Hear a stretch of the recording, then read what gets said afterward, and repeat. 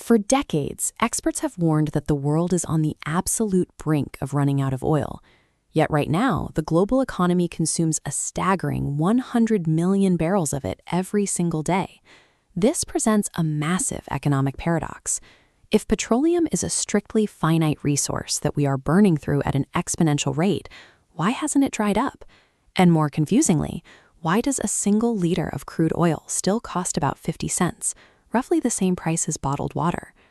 To understand how we got here, we have to look back 5,000 years to ancient Mesopotamia. The ancient Sumerians didn't drill for oil. It naturally seeped right out of the cracks in rocks. They collected this sticky black liquid, known as bitumen, to bind stones together and waterproof their boats. That passive surface gathering remained the standard until a little over a century ago. The Industrial Revolution created a massive surge in energy demand, forcing humanity to shift from surface collection to the first industrial-scale mechanized drilling operations. Since that moment, the growth of our economy and the reach of modern civilization have relied on our technical mastery of extracting this specific fluid from the earth. Raw crude oil straight out of the ground isn't actually good for much. To become valuable, it has to be sent to towering refineries and undergo a process called fractional distillation. Inside these columns, extreme heat separates the liquid into 9 highly specific layers. The top yields volatile cooking gases, the middle gives us aviation fuel, and the bottom produces heavy bitumen. Absolutely no part is wasted. The third layer, naphtha, is isolated to manufacture plastics, synthetic fibers, and medical pharmacology. Because almost all of our daily necessities are intricately tied to this single commodity, understanding how oil impacts your personal portfolio is vital for protecting your wealth. We created the SFA Free Stock Investment Masterclass to give you exactly that education. You can find the link down in the description below, and I highly recommend checking it out today.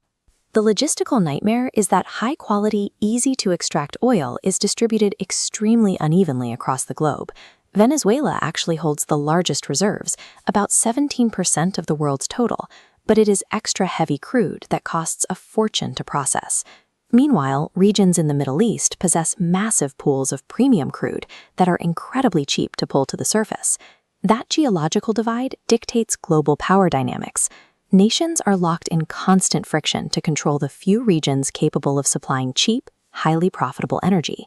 So if the global supply is strictly finite, why hasn't it dried up?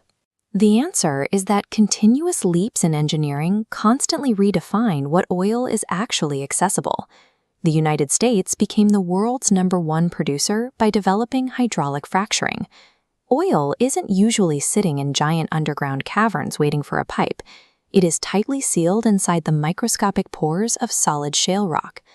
Energy companies learn to inject water at immense pressures to shatter those rocks and force the trapped liquid out.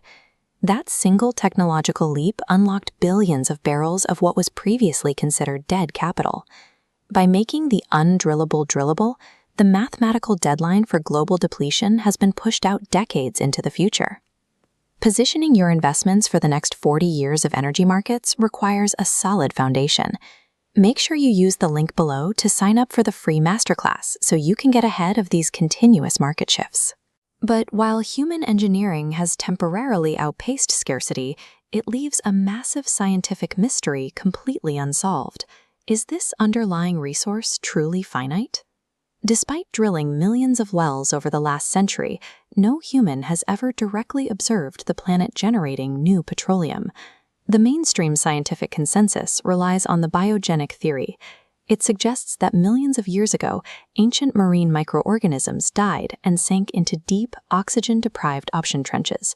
Over specific geological epochs, their preserved remains were buried under shifting tectonic plates and pressure-cooked into a dark liquid. The chemical evidence for this biological origin is incredibly strong.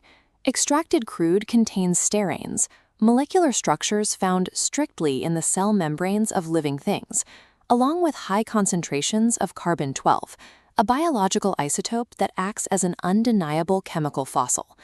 However, there is a competing, highly controversial alternative, the abiogenic theory.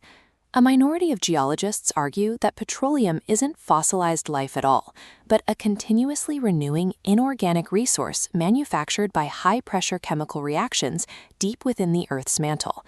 They point to massive commercial-grade oil fields found fully encased in deep magmatic granite in places like Vietnam.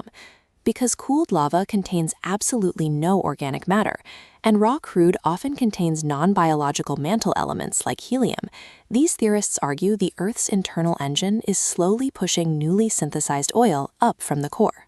Whether the Earth synthesizes it naturally or not, we know for a fact that humans can manufacture it.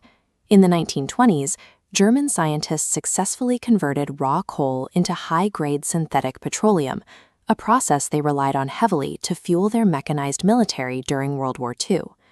Today, we can easily synthesize pristine oil from natural gas or biomass, but there is a massive commercial roadblock. Constructing the necessary refineries requires billions in upfront capital, and the chemical conversions consume immense amounts of external electricity.